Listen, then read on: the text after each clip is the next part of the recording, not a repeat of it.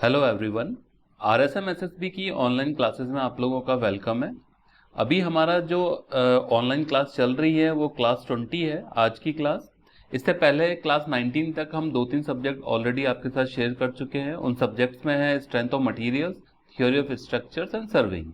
अभी जो सब्जेक्ट हमारा चल रहा है वो है hydrology and water resources engineering. इसमें हाइड्रोलॉजी वाला पार्ट हम पहले डिस्कस कर रहे हैं। क्लास 20 के अंदर हम जो टॉपिक आज आपके साथ शेयर करेंगे वो मैं आपको बता देता हूं।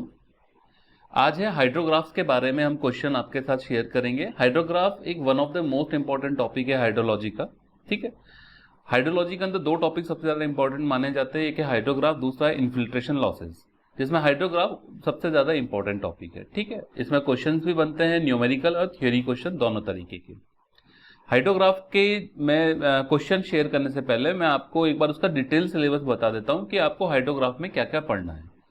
तो हाइड्रोग्राफ में सबसे पहली चीज पढ़नी है आपको उसकी definition, usage and limitations. Limitation का मतलब कि कितने कैचमेंट एरिया के लिए ये हाइड्रोग्राफ या ये जो थ्योरी है वो वैलिड है, या और भी अदर लिमिटेशंस है जैसे स्नो मेल्ट है या रेनफॉल है, किसके लिए वैलिड है किसके लिए नहीं है, उस तरह की चीजें। ठीक है, देन उसके बाद हम पढ़ेंगे different parts and section of hydrograph. जब एक हाइड्रोग्राफ ड्रॉ करते हैं तो उसमें कई तरह के सेक्शंस होते हैं। जो राइजिंग पार्ट होता है उसको हम बोलते हैं राइजिंग लिम। जो रिसेशन वाला पार्ट होता है जबकि रेनफॉल स्टॉप हो जाता है, दैट इज कॉल्ड रिसेशन लिम या सेसेशन लिम। ठीक है, क्रेस्ट एक पार्ट होता है, मैं भी आगे आपके क्वेश्चन आएंगे बताऊंगा आपको। देन इसमें पॉइंट ऑफ कॉन्ट्राफ्लेक्चर होते हैं, ठीक है ना, जैसे सॉम में होते हैं, इसमें भी होते हैं पॉइंट ऑफ कॉन्ट्राफ्लेक्चर, जबकि कर्व एकदम से चेंज होता है।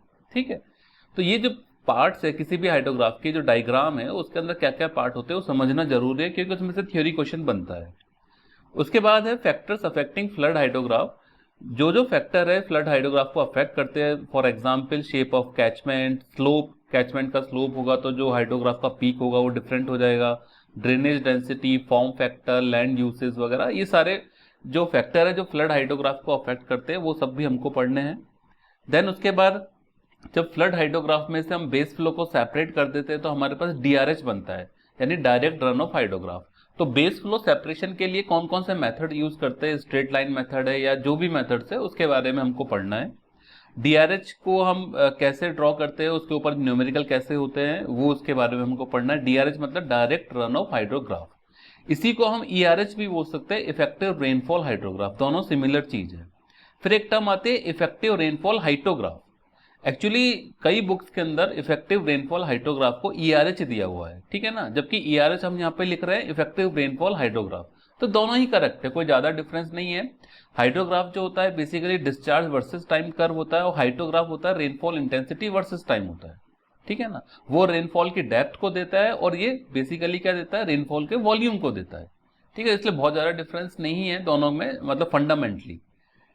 देन उसके बाद unit hydrograph, one of the major topic है इसमें कि हाइड्रोग्राफ यानी फ्लड हाइड्रोग्राफ या जिसको स्टॉर्म हाइड्रोग्राफ कह रहे हैं उससे यूनिट हाइड्रोग्राफ कैसे ड्राइव करते हैं, उसके एजम्पशंस क्या है और क्या क्या एप्लीकेशन है यूनिट हाइड्रोग्राफ की।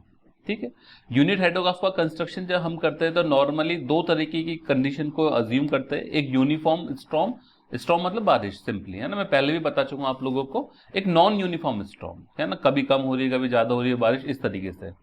तो यूनिफॉर्म स्टॉर्म के केस के अंदर जो यूनिट हाइड्रोग्राफ कंस्ट्रक्ट करते हैं उसके दो मेथड होते हैं, एक सुपरपोजिशन थ्योरम, दूसरे एस कर्व मेथड। और नॉन यूनिफॉर्म स्टॉर्म्स के अंदर जब यूनिट हाइड्रोग्राफ हम कंस्ट्रक्ट करते हैं तो उसके भी दो मेथड होते हैं, कॉन्वोल्यूशंस एंड डीकॉन्वोल्यूशंस। ठीक है ना, तो इनके बारे में हमको पढ़ना है। देन सिंथेटिक यूनिट हाइड्रोग्राफ एक छोटा सा टॉपिक है, उसके बारे में ब्रीफ पढ़ना है, जो सिंडर्स ने जो मेथड दिया है। एंड लास्ट जो टॉपिक है इसमें वो है आईयूएच, इंस्टेंटेनियस यूनिट हाइड्रोग्राफ। इंस्टेंटेनियस क्यों बोलते हैं, क्योंकि यहाँ पे जो ड्यूरेशन है वो ऑलमोस्ट जीरो होता है, एकदम जस्ट, इसको बोलते हैं क्षणिक। ठीक है, तो पीक बहुत हाई होगा इसका। तो उस यूनिट आईयूएच के बारे में आपको पढ़ना है। इसमें क्लार्क और नैश ने जो अपने मॉडल्स दिए उसमें बहुत डिटेल में नहीं जाना है आपको, इन एग्जाम के जेईएन या एईएन के हिसाब से आपको आईयूएच के अंदर बहुत डिटेल में नहीं जाना है, बट उसके बेसिक फंडामेंटल क्या है वो आपको पता होनी चाहिए। ठीक है, अब स्टार्ट करते हैं हमारे आज की क्लास। तो जो क्वेश्चंस है मैं आपके साथ वन बाय वन डिस्कस करता हूं। आज पहला क्वेश्चन है, the peak of a flood hydrograph due to a 6 hour storm, 6 hour का स्टॉर्म है, is 460 metre cube per second. The mean depth of rainfall is 9 centimetre. Okay, assume an infiltration losses of 0.5 centimetre per hour and a catchment base flow आपको दिया हुआ है 12 metre cube per second, ठीक है ना, ये base flow आपको दिया हुआ है। The peak discharge of 6 hour unit hydrograph from this catchment would be. देखिए यहां पे एक चीज मैं आपको बता देता हूं, एक टर्म मैं बार बार बोल रहा हूं, फ्लड हाइड्रोग्राफ और स्टॉर्म हाइड्रोग्राफ, ये दोनों एक ही चीज होती है। जब इसमें से हम बेस फ्लो को माइनस करते हैं, बीएफ मतलब बेस फ्लो, तो हमारे पास आता है डीआरएस यानी डायरेक्ट रन ऑफ हाइड्रोग्राफ। और डायरेक्ट रन ऑफ हाइड्रोग्राफ को जब हम इफेक्टिव रेनफॉल से डिवाइड करते हैं या यू कैन से डायरेक्ट रन ऑफ से डिवाइड करते हैं, तो हमारे पास आता है यूनिट हाइड्रोग्राफ, राइट। ये चीज ध्यान रखनी है। अब इस क्वेश्चन में आपको दे रखा है, आपको एक 6 घंटे का स्टॉर्म था जिसकी वजह से फ्लड हाइड्रोग्राफ जो प्रोड्यूस हुआ उसका पीक जो है यानी क्यूपी वो आपको 460 मीटर क्यूब पर सेकंड दे दिया है फ्लड हाइड्रोग्राफ का, ठीक है ना। और उससे 6 घंटे का ही यूनिट हाइड्रोग्राफ का पीक क्या बनेगा वो आपसे पूछा है। तो सबसे पहले तो जब मुझको यूएच चाहिए तो यूएच से पहले मेरे को क्या पता होना चाहिए, डीआरएच। तो डीआरएच में मैं क्या करूंगा, फ्लड हाइड्रोग्राफ में से बेस फ्लो को माइनस कर दूंगा। बेस फ्लो कितना है, 12। यूनिफॉर्म है, ये जरूरी नहीं है कि बेस फ्लो यूनिफॉर्म हो, बट इस क्वेश्चन में यूनिफॉर्म दिया हुआ है, यानी ईच एंड एवरी मोमेंट के ऊपर जो बेस फ्लो है वो 12 मीटर क्यूब पर सेकंड का है। तो 460 में से मैंने 12 माइनस किया तो 448 आ गए। और इफेक्टिव रेनफॉल निकाल लेते हैं। इफेक्टिव रेनफॉल क्या होता है कि जो आपका एवरेज रेनफॉल है उसमें से इन्फिल्ट्रेशन लॉसेस को माइनस कर देते हैं। जो इन्फिल्ट्रेशन लॉसेज है या you can say phi index है 0.5 सेंटीमीटर पर आवर है, तो 6 घंटे के पीरियड में कितना हो जाएगा, 3 सेंटीमीटर। और ये आपके पास कितना है, 9 सेंटीमीटर। तो इफेक्टिव रेनफॉल कितना हो जाएगा, 9 माइनस 3 यानी 6 सेंटीमीटर। तो हम उससे 6 से डिवाइड कर देंगे तो आपके पास क्या आ जाएगा, यूनिट हाइड्रोग्राफ का पीक आ जाएगा। देखिए पीक डिस्चार्ज ऑफ डीआरएच निकालने के लिए मैंने क्या किया, peak discharge of flood hydrograph minus base flow किया, तो 12 माइनस कर दिया तो 448 आ गए। अब इफेक्टिव रेनफॉल क्या होता है, मैं कई बार पहले भी बता चुका हूं, इफेक्टिव रेनफॉल या रेनफॉल एक्सेस या डायरेक्ट रन ऑफ, तीनों एक ही टर्म है। Remember, effective rainfall, direct run off and rainfall excess, है ना। ये तीनों कैसे फाइंड आउट होते हैं, जबकि जो रेनफॉल आ रहा है उसमें से लॉसेस को माइनस कर दो। कौन से लॉसेस को, इन्फिल्ट्रेशन लॉसेस को, यानी phi index and W index को, उनको माइनस कर देंगे तो जो हमारे पास आएगा वो इफेक्टिव रेनफॉल आएगा। और वही बेसिकली डायरेक्ट रन ऑफ है या रेनफॉल एक्सेस है, ठीक है। तो हमने क्या किया, 0.5 सेंटीमीटर पर आवर आपको लॉस दे रखा है, 6 से मल्टीप्लाई कर दिया क्योंकि 6 घंटे का हाइड्रोग्राफ है। तो ये अपने पास 6 बचा, इससे डिवाइड कर दिया, क्योंकि मैंने कहा है कि जो यूएच होता है, peak discharge of unit hydrograph, वो peak of DRH upon effective rainfall. तो यहां से आ गया 74.6 मीटर क्यूब पर सेकेंड। देखिए जैसे ये यहां से अगर आप एक कर्व बनाते हैं, ये कर्व क्या है, बेसिकली एक हाइड्रोग्राफ है जिसको हम फ्लड हाइड्रोग्राफ बोल रहे हैं। इस कर्व के अंदर से ये बेस फ्लो को माइनस कर दूं मैं यहां नीचे से, तो जो डीआरएच बनेगा वो ऐसा बनेगा, डीआरएच बिल्कुल नीचे से यहां से स्टार्ट होगा, समझ रहे। तो ये डीआरएच है, ये फ्लड हाइड्रोग्राफ है, और डीआरएच में मैं इफेक्टिव रेनफॉल से डिवाइड कर दूं, यानी जैसे सपोज इफेक्टिव रेनफॉल इस क्वेश्चन में मेरे पास 6 सेंटीमीटर आया, तो 6 सेंटीमीटर का मतलब 6 से मैं डिवाइड कर दूं डीआरएच को, तो मेरे पास क्या आ जाएगा, यूनिट हाइड्रोग्राफ आ जाएगा। तो यूनिट हाइड्रोग्राफ क्या हुआ, 1 सेंटीमीटर के लिए ड्रा हुआ, यानी unit hydrograph is a flood hydrograph which has, या you can say unit hydrograph is a DRH which has 1 centimetre of rainfall excess, ठीक है ना। यानी डीआरएच को मैं अगर इफेक्टिव रेनफॉल से डिवाइड कर दूंगा, जो कि 6 था मेरा, 6 क्या था, 6 सेंटीमीटर था, तो 1 सेंटीमीटर आपके पास इफेक्टिव रेनफॉल के लिए जो यूनिट हाइड्रोग्राफ का पीक है वो आ गया DRH upon 6। Okay, next question है question 2, unit hydrograph limited to 0 duration is referred as. जैसा कि मैंने बताया 0 ड्यूरेशन मतलब D टेंड टू 0। अब जब हम बात कर रहे हैं हाइड्रोग्राफ की, तो हाइड्रोग्राफ नॉर्मली क्या होता है कि यूनिट हाइड्रोग्राफ की बात कर रहे हैं, ये ऐसे हमने ड्रॉ कर लिया, ये यहाँ पे टाइम ड्यूरेशन दिखाता है, यहाँ पे डिस्चार्ज दिखा रहा है। जब ये कह रहा है कि 0 ड्यूरेशन है, यानी 10 to 0 का मतलब होता है अप्रोक्सीमेटेड 0 ड्यूरेशन है। तो जैसे जैसे हम इसका ड्यूरेशन कम करते जाएंगे तो क्या होता जाएगा कि इसका पीक बढ़ता जाएगा, ठीक है ना। फिर और कम करेंगे तो और ऊंचा पीक हो जाएगा। तो क्या होगा कि दिस स्क्यू होता जाएगा, स्क्यू भी होता जाएगा और हाई भी होता जाएगा। स्क्यू मतलब होता है पॉइंटेड। तो जब D टेंड टू 0 होगा, ऑलमोस्ट ड्यूरेशन खत्म हो गया, देन दैट टाइम जो यूनिट हाइड्रोग्राफ होगा वो इंस्टेंटेनियसली होगा। इंस्टेंटेनियस मतलब कि क्षणिक होगा, ठीक है ना, क्योंकि क्षणिक मतलब क्योंकि क्षण तो 0 हो गया ना ऑलमोस्ट। तो that type of unit hydrograph is called IUH, instantaneous unit hydrograph, D tend to 0, ठीक है। तो ए ऑप्शन करेक्ट है। As duration D is reduce the intensity of rainfall excess 1/d। जब d टेंड टू 0 होता है 1/d क्या हो जाएगा, इनफाइनाइट की तरफ जाएगा, ठीक है, increases and the unit hydrograph becomes more skewed और pointed. A finite unit hydrograph is indicated as the duration tends to 0. The limiting case of a unit hydrograph or zero duration is known as IUH, यानी instantaneous unit hydrograph. Remember, जब d tend to 0 हो रहा है तो intensity infinite हो रही है और जो हाइड्रोग्राफ है वो स्क्यू होता जा रहा है और वो बहुत नैरो होता जा रहा है, ठीक है ना, क्योंकि टाइम ड्यूरेशन खत्म होता जा रहा है। Okay, question third, theory of unit hydrograph has application in flood forecasting by using very short data. बिल्कुल करेक्ट है, कम डेटा से ही हम फ्लड फोरकास्ट कर सकते हैं यूनिट हाइड्रोग्राम थ्योरी को यूज करते हुए। Checking the reliability of flows obtained by using statistical method, बिल्कुल करेक्ट है। Representing the snow melt run of, ये गलत है, स्नो मेल्ट रन ऑफ को रिप्रेजेंट नहीं कर सकता यूनिट हाइड्रोग्राफ थ्योरी, क्योंकि वो टेम्परेचर के साथ वेरी होता है ना। स्नो मेल्ट मतलब कब कम होगा कब ज्यादा होगा ये हम टेम्परेचर के हिसाब से वेरी करेंगे। आज टेम्परेचर 55-60 है तो स्नो मेल्ट कुछ और होगा, आज टेम्परेचर 25 डिग्री है तो टेम्परेचर स्नो मेल्ट कुछ और होगा। तो स्नो मेल्ट यानी बर्फ जो पिघल रही है उसकी बात कर रहा हूं, जो स्नो मेल्ट हो रही है वो उसकी वजह से जो रन ऑफ प्रोड्यूस हो रहा है वो रन ऑफ की क्वांटिटी टेम्परेचर के साथ वेरी कर रही है। जब टेम्परेचर 55-56 डिग्री सेंटीग्रेड होगा तो जो स्नो मेल्ट होगी उसका रन ऑफ ज्यादा हो जाएगा, लेकिन जब टेम्परेचर कम होगा तो यानी 20-25 डिग्री सेंटीग्रेड होगा तो स्नो मेल्ट कम होगी तो रन ऑफ कम हो जाएगा। तो रन ऑफ बेसिकली वेरी कर रहा है टेम्परेचर के साथ, इसलिए यूनिट हाइड्रोग्राफ थ्योरी को हम वहां पे एप्लीकेबल नहीं कर सकते, ठीक है। तो इसका करेक्ट आंसर आ जाएगा 1 और 2 यानी डी ऑप्शन। देखिए ये देखते हैं advantages of unit hydrograph theory. पहला है flood hydrograph can be calculated with the help of very short record of data, जो मैंने बोला था। In addition to peak flow, unit hydrograph also gives total volume of runoff and its time distribution, ठीक है, क्योंकि unit hydrograph curve जो होता है वो टाइम वर्सेस डिस्चार्ज होता है। तो अगर हम जैसे Q वर्सेस T कर्व है, ठीक है ना, तो Q metre cube per second में है और ये टाइम मतलब सेकंड में या आवर्स में मान लो आप, तो जब इसका एरिया निकालेंगे तो इन दोनों को मल्टीप्लाई करेंगे तो रन ऑफ वॉल्यूम आता है। तो यूनिट हाइड्रोग्राफ से हम वॉल्यूम ऑफ रन ऑफ भी फाइंड आउट कर सकते हैं। The unit hydrograph procedure can be computerized easily to facilitate calculation, मतलब इसको हम स्क्रीन के ऊपर यानी हम डिजिटल मोड के अंदर कैलकुलेशन सॉल्व कर सकते हैं और एक्चुअली ऐसा ही करते हैं हम practically. It is very useful in checking the reliability of flows obtained by using statistical method. देखिए, the unit hydrograph theory cannot be applied when appreciable portion of storm precipitation falls as snow because snow melt runoff is governed mainly by temperature changes. मैंने बोला ना आपको कि snow melt temperature के साथ very होता है, इसलिए यूनिट हाइड्रोग्राफ थ्योरी को एप्लीकेबल नहीं कर सकते। अच्छा क्वेश्चन है, ये अच्छे से समझ के जाइए। नेक्स्ट क्वेश्चन है, इन 90 न्यूमेरिकल है, इन 90 kilometre square catchment area has a 4R unit hydrograph which can be approximated as triangle.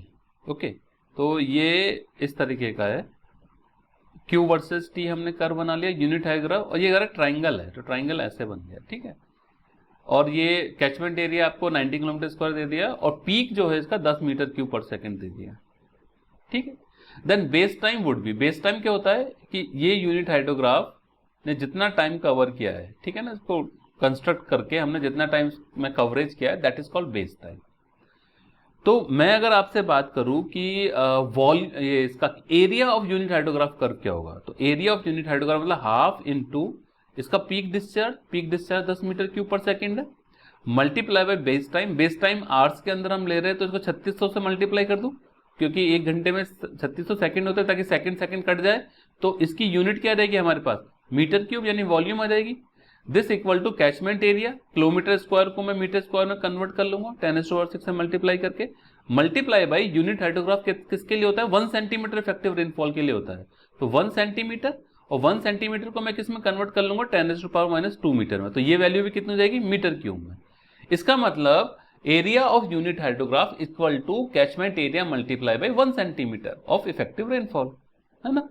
देखिए, for triangular shape of unit hydrograph with base flow of B in hours and peak discharge of QP, area of unit hydrograph equal to catchment area into 1 centimeter, क्योंकि area of unit hydrograph आपको क्या दे रहा है, volume of direct run off through the catchment, ठीक है। तो मैंने किया half QP B into 36 into 90 into 10⁻⁶ into 1 centimetre, इसको 10⁻² कर दिया, सब मीटर क्यूब में कन्वर्ट हो गए, और 3600 से मल्टीप्लाई किया तो बी आपका आवर्स में आ जाएगा, तो इसे फाइंड आउट करेंगे तो आंसर आएगा 50 आवर्स, यानी सी ऑप्शन। अगला क्वेश्चन है base flow separation is preferred. Base flow separation क्यों करते हैं? फ्लड हाइड्रोग्राफ में से बेस फ्लो को माइनस करके हम direct run off hydrograph find out करते हैं, right, on a unit hydrograph to get the DRH. गलत है, बेस फ्लो सेपरेशन तो फ्लड हाइड्रोग्राफ के ऊपर अप्लाई होता है। On a flood hydrograph to obtain magnitude of effective rainfall, बिल्कुल करेक्ट है। फ्लड हाइड्रोग्राफ के ऊपर आप अप्लाई कर दे डीआरएच को फाइंड आउट करने के लिए, यानी डायरेक्ट रन ऑफ हाइड्रोग्राफ। और डायरेक्ट रन ऑफ को क्या बोलते हैं? Basically effective rainfall. मैंने आपको स्टार्टिंग में जो पहला क्वेश्चन है उसमें बताया था effective rainfall, rainfall excess and direct run off, सारी चीजें एक है। एक्चुअल में ये है क्या? जितना भी प्रेसिपिटेशन अर्थ सरफेस के ऊपर आ रहा है, ये आपका अर्थ सरफेस है, जितना भी प्रेसिपिटेशन यहाँ पे अर्थ सरफेस के ऊपर आ रहा है, इसमें से जो लॉसेज इन्फिल्ट्रेशन में चले गए, उसके अलावा जो बेसिकली प्रॉम्प्ट इंटरफ्लो हो या बेस फ्लो हो या फिर जो सरफेस रन ऑफ हो, ये तीनों मिला के जो स्ट्रीम में अपना कॉन्ट्रीब्यूशन दे रहा है, दैट रन ऑफ की वजह से जो हाइड्रोग्राफ प्रोड्यूस हो रहा है, that is called direct run off hydrograph. और यही इफेक्टिव रेनफॉल है। इफेक्टिव रेनफॉल मतलब क्या होता है? जो भी प्रेसिपिटेशन आ रहा है दैट इज माइनस इन्फिल्ट्रेशन, या ठीक है ना, इन्फिल्ट्रेशन लॉसेस को माइनस कर दो, जो भी प्रेसिपिटेशन है that is called effective rainfall और डायरेक्ट रन ऑफ और रेनफॉल एक्सेस, है ना। ये चीज ध्यान रखना, बिल्कुल भी मत भूल जाना इस चीज को। थर्ड ऑप्शन है on a flood hydrograph to obtain rainfall hydrograph, गलत है। On hydrograph of effluent streams only, गलत है। इसका करेक्ट आंसर आ जाएगा बी ऑप्शन।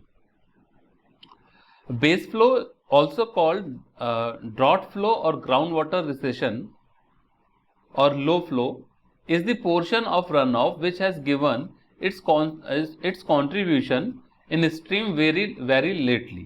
ठीक है ना। बेस फ्लो जो होता है, मैंने आपको बताया था कि पहले भी बताया था किसी वीडियो के अंदर कि बेस फ्लो होता है कि जो अल्टीमेटली वाटर टेबल से राइज होता है वाटर, ये वाला वाटर, और स्ट्रीम के अंदर अपना कंट्रीब्यूशन देगा, तो बहुत डिले देता है वो, ठीक है, क्योंकि धीरे धीरे राइज होता है। It is separated from flood hydrograph and not considered in drawing of effective rainfall hydrograph, ठीक है ना। बेस फ्लो को हम फ्लड हाइड्रोग्राफ में से माइनस कर देते हैं क्योंकि इसका जो कंट्रीब्यूशन होता है वो बहुत डिले होता है, ठीक है।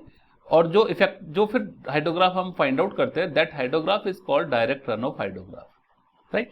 तो एक चीज हमेशा ध्यान रखना, जब भी आपसे पूछा जाए फ्लड हाइड्रोग्राफ की बात कर रहे हैं हम, तो फ्लड हाइड्रोग्राफ जो ड्रॉ होता है, ठीक है ना, वो किसकी वजह से ड्रॉ होता है? फ्लड हाइड्रोग्राफ, उसके अंदर सरफेस रन ऑफ रहता है आपका, ठीक है ना, प्लस इंटरफ्लो रहता है, प्लस बेस फ्लो रहता है, तीनों तरह के रन ऑफ रहते हैं, राइट, फ्लड हाइड्रोग्राफ में।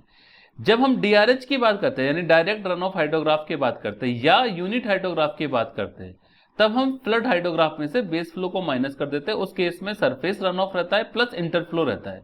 ये दोनों ही क्यों रहते हैं? क्योंकि ये दोनों सबसे जल्दी स्ट्रीम के अंदर अपना कॉन्ट्रीब्यूशन देते हैं। बेस फ्लो डिलेड फ्लो होता है। तो रिमेंबर दिस थिंग, कई बार क्वेश्चन आया एग्जाम के अंदर, और यहाँ पे हमने आगे लिया भी है, फ्लड हाइड्रोग्राफ तीनों तरह के रन ऑफ से प्रोड्यूस होगा, लेकिन डीआरएच या unit hydrograph only surface run off and interflow की वजह से प्रोड्यूस होगा, उसमें बेस फ्लो नहीं आएगा, ठीक है ना। और जैसे ही हमने बेस फ्लो उसमें से माइनस कर दिया, तो जो इफेक्टिव रेनफॉल हाइड्रोग्राफ जो बन रहा है, या यू कैन से डीआरएच बन रहा है, वो हम फाइंड आउट कर सकते हैं, ठीक है। समझ में आ गई आपको बात? तो इसका आंसर आ जाएगा base flow separation is preferred on a flood hydrograph to obtain magnitude of effective rainfall, क्योंकि जैसे ही बेस फ्लो माइनस करेंगे तो आपके पास surface run off plus interflow आ जाएगा, ठीक है। This is equivalent to direct run off, ठीक है। वैसे एक चीज बता देता हूं, डायरेक्ट रन ऑफ के अंदर हम दो तरह के फ्लो कंसिडर कर रहे हैं। जैसे यहाँ पे आपने देखा सरफेस रन ऑफ, इंटरफ्लो, जो कि जल्दी से जाके स्ट्रीम के अंदर अपना कॉन्ट्रीब्यूशन दे रहे हैं, ठीक है। डायरेक्ट रन ऑफ के अंदर रिमेंबर बेस फ्लो को हम काउंट नहीं करते, ठीक है ना। एक चीज और बता देता हूं, किसी भी तरह का रेनफॉल आ रहा है, उसमें से जब इन्फिल्ट्रेशन लॉसेस को माइनस कर देते हैं तो हमारे पास क्या बचता है? रन ऑफ बचता है ना। बाकी सारे लॉसेस को हम इग्नोर कर रहे हैं। अब उस जो रन ऑफ बचता है, उस रन ऑफ के अंदर सरफेस रन ऑफ भी आता है, इंटरफ्लो भी आता है एंड बेस फ्लो भी आता है, लेकिन हम डायरेक्ट रन ऑफ में बेस फ्लो को कैलकुलेट करके नहीं चलते, क्योंकि बेस फ्लो जो आएगा उसकी क्वांटिटी बहुत कम होती है और बहुत डिले आता है, तो हम उसको काउंट नहीं कर सकते कि कब उसका कॉन्ट्रीब्यूशन आएगा। ओके, अगला क्वेश्चन आता है, 6th question, synthetic unit hydrograph developed by Snyder's is valid for a basin up to. Correct answer तो देखिए इसका 10,000 माइल्स स्क्वायर है। जो यूनिट हाइड्रोग्राफ होता है वो 2 से 5,000 स्क्वायर किलोमीटर के लिए वैलिड होता है यूनिट हाइड्रोग्राफ, यानी यूनिट हाइड्रोग्राफ थ्योरी 2 से 5,000 स्क्वायर किलोमीटर में वैलिड है। जबकि कैचमेंट का एरिया, कैचमेंट क्या होता है कि जिस रिवर से या जिस स्ट्रीम की आप बात कर रहे हैं उस स्ट्रीम का इंपैक्ट जितने डिस्टेंस तक रहेगा, या यू कैन से रेनफॉल जो भी रन ऑफ आ रहा है वो जितनी दूर से आके अपना कंट्रीब्यूशन उस स्ट्रीम में देगा, वो सारा एरिया उस स्ट्रीम का कैचमेंट एरिया कहलाएगा। तो जो नॉर्मल यूनिट हाइड्रोग्राफ है वो 2 से 5,000 स्क्वायर किलोमीटर के लिए वैलिड होता है, यानी कैचमेंट एरिया के लिए। और जो सिंथेटिक यूनिट हाइड्रोग्राफ है वो 10 से लेके 10,000 माइल्स स्क्वायर के लिए वैलिड होता है, ऐसा सेंडर ने बोला था। ठीक है ना, 1938 में उन्होंने डेवलप किया था। लेकिन जो मैं चीज बताना चाह रहा हूं वो ये है कि सिंथेटिक हाइड्रोग्राफ होता क्या है, सिंथेटिक यूनिट हाइड्रोग्राफ क्या होता है। एक्चुअली क्या होता है कि बहुत सारे एरियाज ऐसे हैं जहां पे रिमोट एरियाज है, माउंटेन एरियाज है, ऐसे एरियाज है जहां पे हम बहुत सारा डेटा अवेलेबल नहीं होता हमको रेनफॉल का या फिर यू कैन से लॉसेस का या रन ऑफ का। उन एरियाज के अंदर हम कुछ एम्पेरिकल रिलेशनशिप डेवलप करते हैं हाइड्रोग्राफ को कंस्ट्रक्ट करने के लिए। ठीक है, उन एम्पेरिकल रिलेशनशिप से हाइड्रोग्राफ कंस्ट्रक्ट होता है, और वो हाइड्रोग्राफ जो एम्पेरिकल रिलेशनशिप से फाइंड आउट हुआ है that is called synthetic unit hydrograph. Okay, देखिए in remote location the data are normally very scanty, मतलब बहुत कम है या वो है मतलब इधर उधर बिखरा हुआ है। In order to construct unit hydrograph for such areas empirical equations of regional validity, ठीक है ना, उसी एरिया के लिए वैलिड होगी वो, related to basin characteristics are being drawn. Unit hydrograph derived from such relationships are known as synthetic hydrograph. Sinders in 1938 was developed a synthetic unit hydrograph valid for basin ranging 10 to 10,000 miles square area. ठीक, question 7 है, a 4R unit hydrograph can be applied from storms of, देखिए ये थोड़ा सा आपको ध्यान रखना है, the unit hydrograph can be used theoretically to construct a flood hydrograph. जैसे हम फ्लड हाइड्रोग्राफ से यूनिट हाइड्रोग्राफ फाइंड आउट कर रहे हैं उसी वे में यूनिट हाइड्रोग्राफ को आप इफेक्टिव रेनफॉल से मल्टीप्लाई करेंगे तो डीआरएच आएगा, और डीआरएच में अगर हम बेस फ्लो ऐड करेंगे तो फ्लड हाइड्रोग्राफ आ जाएगा। तो यूनिट हाइड्रोग्राफ से भी हम फ्लड हाइड्रोग्राफ फाइंड आउट कर सकते हैं। ठीक है, तो unit hydrograph can be use theoretically to construct a flood hydrograph using from a storm having same unit duration. Obviously, it necessitates construction of several unit hydrograph to cover different duration of storm. अलग अलग duration जो होगा storm के उसको cover करने के लिए हमको कई सारे यूनिट हाइड्रोग्राफ बनाने पड़ेंगे और उनको फिर कंबाइन करके एक फ्लड हाइड्रोग्राफ बना देंगे। In practice, it is seen that a tolerance of ±25% in unit hydrograph duration is acceptable. मतलब अगर आप किसी को बोलते हैं कि ये 2 घंटे का यूनिट हाइड्रोग्राफ है ना, तो इसका मतलब ये है इसका 25% यानी 1.5 से 2.5 आर का स्ट्रॉम के लिए ये यूनिट हाइड्रोग्राफ वैलिड है, राइट। अगर आप बोलते हैं इस क्वेश्चन में से 4 घंटे का यूनिट हाइड्रोग्राफ कितने स्ट्रॉम के कितने ड्यूरेशन के स्ट्रॉम के लिए वैलिड होगा, तब 4 घंटे का 25% यानी 1, तो 4 में से 1 माइनस कर दिया 3 और 4 में से 1 प्लस कर दिया 5, यानी 3 से 5 घंटे की रेंज में अगर स्ट्रॉम आ रहा है तो उसके लिए जो यूनिट हाइड्रोग्राफ वैलिड है वो 4 आवर्स का यूनिट हाइड्रोग्राफ वैलिड है। ठीक है, तो इसका करेक्ट आंसर हो जाएगा 3 to 5 hour duration. Question 8. In a catchment, the ordinates of a 1R unit hydrograph at 1R interval are 5, 8 and 9 meter cube per second, and after it 2R intervals are 6 and 4 meter cube per second. By assuming a straight line distribution, what would be the areal extent of this catchment? मतलब catchment का area निकालना है और straight line distribution मतलब सारे जितने भी ये डिस्चार्ज है वो क्या ट्राइंगुलर है। तो टी वर्सेस जब क्यू कर्व बनाएंगे तो इनिशियली तो 1-1 घंटे का गैप है। जैसे यूनिट हाइड्रोग्राफ की बात करें तो पहला आपका ऑर्डिनेट हो गया 0, उसके बाद दूसरा ऑर्डिनेट है 5, 5 के बाद है 8, फिर 8 के बाद है 9, फिर 9 के बाद है ये जो है यहां से लेके यहां तक ये 1 घंटे का गैप है सब में, ठीक है ना, 9 तक। ये 5 हो गया, 5 के बाद 8 हो गया, 8 के बाद 9 गया, ठीक है ना। 9 के बाद ये बोल रहा है कि 6, ठीक, ये 6 और इसके अंदर गैप कितना है 2 घंटे का, ठीक है। 6 के बाद ये बोल रहा है कि 4, ठीक है, 4 यहाँ पे आ गया, ये 2 घंटे का, और 4 के बाद क्या हो जाएगा 0। ठीक है, क्योंकि यूनिट हाइड्रोग्राफ होता है 0 से शुरू होता है 0 पे खत्म होता है, क्योंकि बेस फ्लो पूरा हमने माइनस कर दिया। तो अब हमसे पूछा गया है कि स्ट्रेट लाइन डिस्ट्रीब्यूशन होगा तो कैचमेंट का एरिया कितना होगा। ओके, तो कैचमेंट एरिया जैसे हमने पहले लिखा था यूनिट हाइड्रोग्राफ में क्या करते हैं हम, area of unit hydrograph equal to catchment area into 1 centimetre of precipitation. ठीक है, area of unit hydrograph equal to catchment area into 1 centimetre of precipitation. इसका एरिया कैसे निकालेंगे, तो ये जो एरिया हो जाएगा हाफ इंटू 5 हो जाएगा, ट्राइंगल है, और बाकी सब क्या हो जाएंगे बेसिकली पैरेललोग्राम हो जाएंगे। तो ये मैंने कहा हाफ इंटू 0 + 5, 5 + 8 बाई, है ना, मल्टीप्लाई बीच का डिफरेंस यानी 1 घंटा है सबका, तो मैंने इन सबको एक में पैच में ले लिया, यहां से लेके यहां तक का। ठीक है, फिर इनको 2 घंटे के उसमें ले लिया, ये 2 घंटे वाले उसमें ले लिया, तो 2 बार मैंने ले लिया इसको। और सिंस की मीटर क्यूब पर सेकंड है डिस्चार्ज की यूनिट, और आवर को हमने 3600 सेकंड से मल्टीप्लाई कर दिया, और a इंटू 1 सेंटीमीटर आ गया, तो सेंटीमीटर को 10⁻²मीटर में कन्वर्ट कर लिया। यहां से जब a फाइंड आउट करेंगे तो इट इज 16.74 किलोमीटर स्क्वायर, यानी ए ऑप्शन। देखिए बेसिक फंडामेंटल एक ही है कि एरिया ऑफ यूनिट हाइड्रोग्राफ जो कि डायरेक्ट रन ऑफ वॉल्यूम दे रहा है that is equivalent to catchment area into 1 centimetre of effective rainfall. क्योंकि हमको पता है कि फंडामेंटली ये यूनिट हाइड्रोग्राफ है वो कुछ नहीं है, वो डीआरएच ही है, और DRH of 1 centimetre effective rainfall is called unit hydrograph. यही तो हम कह रहे हैं ना, DRH of 1 centimetre effective rainfall is called unit hydrograph. Okay, next question पे आते हैं, question 9। A unit hydrograph has 1 unit of peak discharge, नहीं, 1 unit of direct runoff, बिल्कुल करेक्ट है, 1 सेंटीमीटर ऑफ इफेक्टिव रेनफॉल, तो ऑप्शन बी करेक्ट हो जाएगा। Unit hydrograph is a direct run off hydrograph resulting from 1 unit, 1 inch और 1 centimetre. Inch हम normally जब सारा एफपीएस यूनिट कंसिडर करते हैं तब हम इंच में लेते हैं यूनिट हाइड्रोग्राफ को, और एमकेएस में हम सेंटीमीटर में लेते हैं। ठीक है, इफेक्टिव रेनफॉल को। Constant intensity, uniform rainfall occurring over the entire catchment.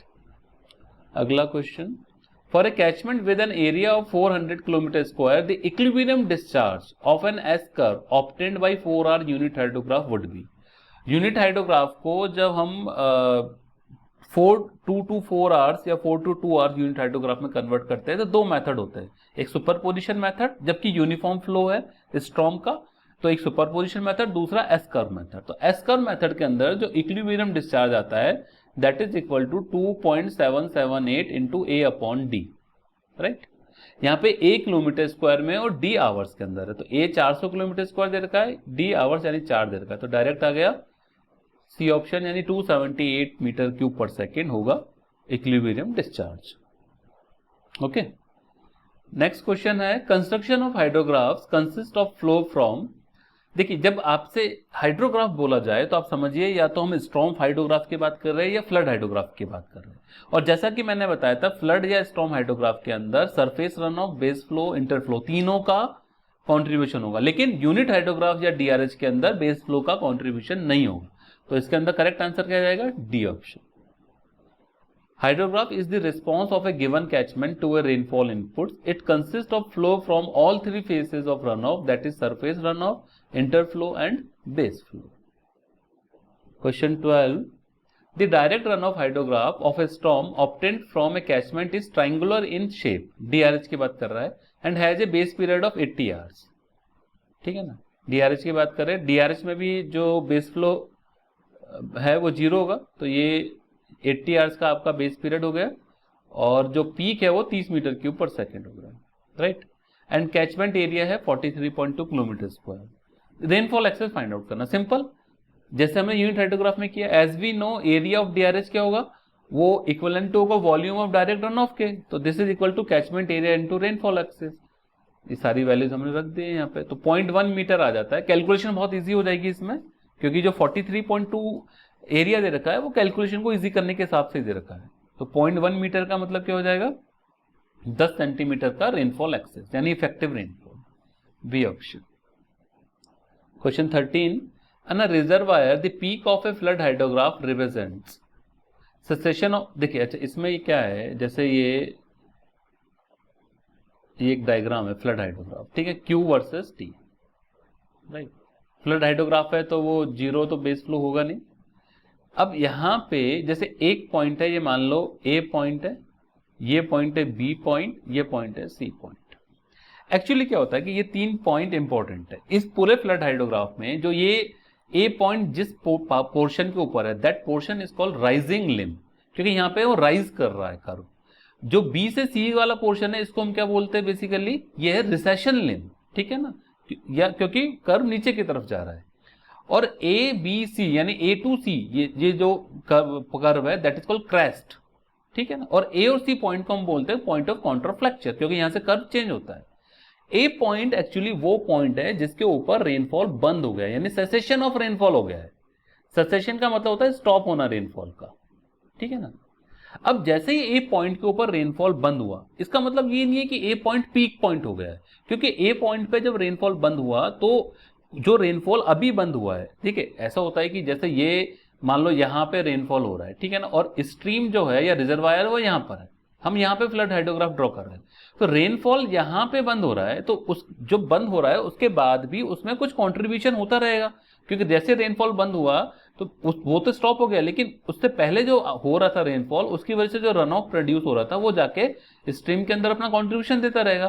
तो हाइड्रोग्राफ के पीक को आने में टाइम लगेगा। तो जो पीक ऑफ हाइड्रोग्राफ है, इसलिए ए पॉइंट से ऊपर है। ए पॉइंट वो है जबकि रेनफॉल स्टॉप हो गया, फिर रन ऑफ का कॉन्ट्रीब्यूशन कुछ कुछ चलता रहा, और बी पॉइंट वो पॉइंट आ गया जबकि फ्लड हाइड्रोग्राफ का पीक आ गया। बी पॉइंट वो पॉइंट है जबकि कंट्रीब्यूशन जो भी आना था वो मैक्सिमम आ चुका, ठीक है ना।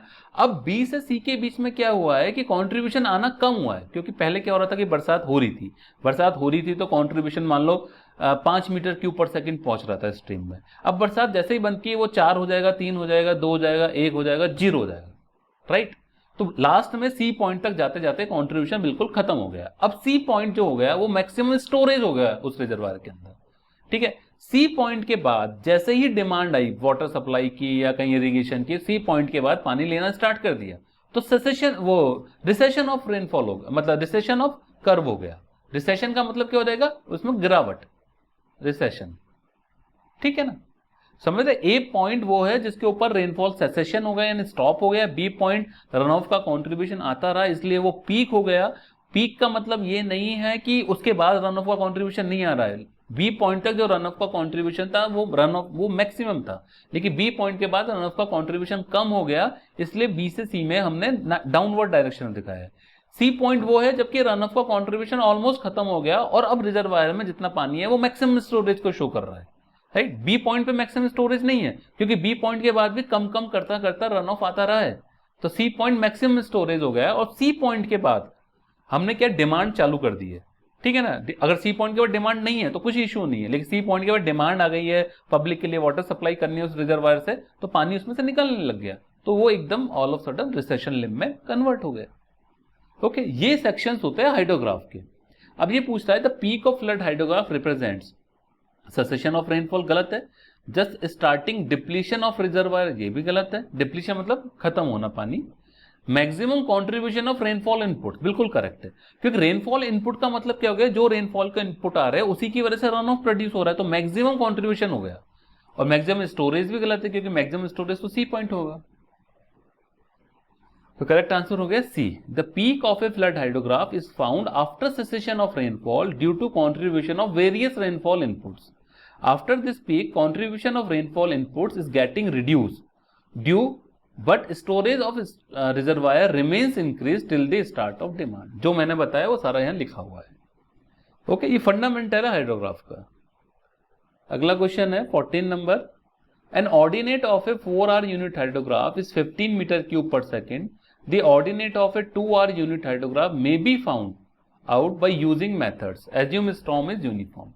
जब स्टॉर्म यूनिफॉर्म है तो यूनिट हाइड्रोग्राफ चाहे 2 घंटे से 4 घंटे या 4 घंटे से 2 घंटे कन्वर्ट करना है, तो उसके लिए हमारे पास 2 मेथड है, superposition method and S curve method.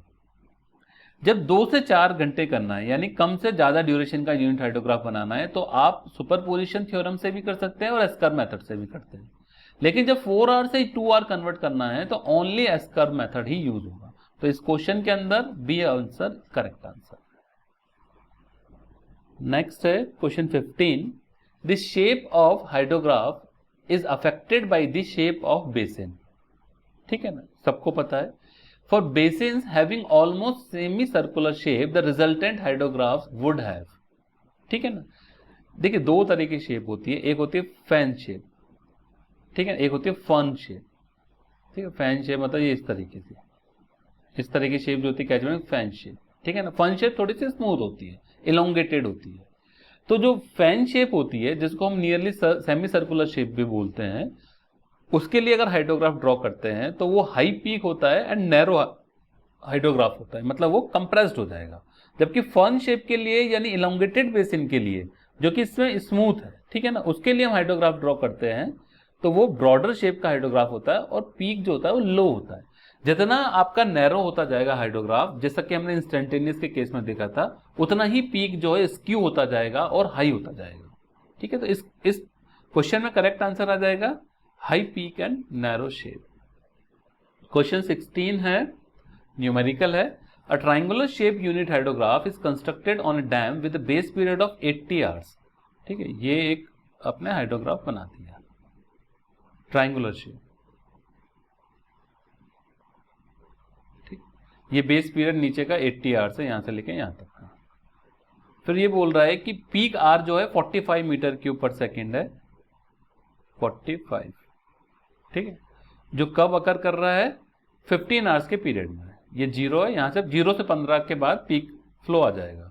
Eight the recession limb, recession limb ये नीचे वाला, ये वाला रिसेशन लिम्ब है, an ordinate of 15 metre cube per second, यानी ये on curve would found at duration of, तो यहां पे वो ड्यूरेशन कितना होगा वो आपको फाइंड करना है, राइट, एक्स आपको फाइंड आउट करना है। Since unit hydrograph is triangular in shape, therefore slope of the curve would be constant. तो स्लोप ऑफ कर्व निकाल लिया dy अपॉन dx। तो पहले केस के लिए हमने जो पहला ट्राइंगल बन रहा है 0 से 15 वाला, तो उसमें dy अपॉन dx करते 45 minus 0 upon 15 minus 0 equal to दूसरे केस में 45 माइनस 15 अपॉन x माइनस 15। ठीक है ना, पहला हमने इसके बीच में बना लिया, दूसरा इसके बीच में स्लोप बना लिया। ठीक है, दोनों को बराबर कर दिया तो x इक्वल टू 25 आवर्स आ गए। यानी आपको पीक 15 घंटे के ऊपर फाइंड आउट हो रहा है और 25 घंटे के बाद वो रिड्यूस होकर 15 मीटर क्यूब पर सेकंड का ऑर्डिनेट फाइंड आउट हो रहा है। तो करेक्ट आंसर आ गया ए। 17 क्वेश्चन है, 17 number. The ratio of average width to axial length of a catchment is called. जैसे कैचमेंट का मतलब ये हो गया, दिस इज ए कैचमेंट, ठीक है ना, ये यहां से लेके यहां तक की एक्सियल लेंथ होगी और ये यहां से लेके यहां तक की विड्थ हो गई। अब ये विड्थ हर जगह वेरी कर रही है, तो इसलिए मैंने एवरेज विड्थ बोला है। तो average width to the axial length जो रेशियो होता है that is called form factor. और फॉर्म फैक्टर एक ऐसा फैक्टर है जिसकी वजह से शेप ऑफ हाइड्रोग्राफ अफेक्ट होती है। Form factor affects the shape of hydrograph which is the ratio of average width of catchment to the axial length of the catchment. Okay, और आज का लास्ट क्वेश्चन है यानी question 18। The area of supra rainfall gives. Supra rainfall और rainfall hydrograph एक ही बात है, यानी जो हाइड्रोग्राफ कर्व होता है रेनफॉल इंटेंसिटी यानी centimetre per our versus time यानी आवर्स, ठीक है ना, वो क्या होता है बेसिकली बार चार्ट होता है। ठीक है ना, इसमें से लॉसेस को माइनस कर देते हैं तो इफेक्टिव रेनफॉल हाइड्रोग्राफ मिल जाता है। तो ये बोल रहा है कि एरिया ऑफ सुप्रा रेनफॉल यानी हाइड्रोग्राफ क्या होगा, जब सेंटीमीटर पर आवर को टाइम से मल्टीप्लाई करेंगे तो रेनफॉल डेप्थ आएगी, बट रेनफॉल डेप्थ नहीं होगी, वो एक्सेस रेनफॉल डेप्थ होगी, इफेक्टिव रेनफॉल डेप्थ होगी। क्यों? डायरेक्ट रन ऑफ डेप्थ होगी। क्यों? क्योंकि आपने उसमें से लॉसेस को माइनस कर दिए। ठीक है, तो total depth of rainfall excess ये करेक्ट आंसर है। टोटल रेनफॉल डेप्थ नहीं होगी लेकिन total depth of rainfall excess ये करेक्ट है, क्योंकि जब रेनफॉल एक्सेस की बात करते हैं तो हम ये मान के चलते हैं कि हमने जो रेनफॉल टोटल डेप्थ है उसमें से लॉसेस को माइनस कर दिए। तो ए ऑप्शन करेक्ट है। The supra rainfall or hydrograph or rainfall axis is a curve between rainfall intensity and time. The area of this curve gives total depth of rainfall axis. ठीक है, तो correct answer A हो गया। Okay, so I hope कि आपको ये सारी चीजें समझ में आ गई होगी। किसी को कुछ भी डाउट है तो वो टेलीग्राम चैनल जो है अपना उसके ऊपर आके क्वेश्चन पूछ सकता है, या यूट्यूब में भी कमेंट सेक्शन में जाके पूछ सकता है ना। यूट्यूब में 2-4 दिन तक तो मैं भी देख लेता हूं तो इसलिए कोई इश्यू नहीं है, बाकी टेलीग्राम पे आप आके कभी भी पूछ सकते हैं, है ना। ओके, तो अगला जो क्लास होगी क्लास 21, उसके अंदर भी हाइड्रोलॉजी का ही अगला टॉपिक होगा, उसके बारे में हम डिस्कस करेंगे उसके क्वेश्चंस को। और इसके डिस्क्रिप्शन के अंदर इस वीडियो का मैंने PDF ऑलरेडी अटैच कर दिया है, तो आप वहां से उसको डाउनलोड कर सकते हैं।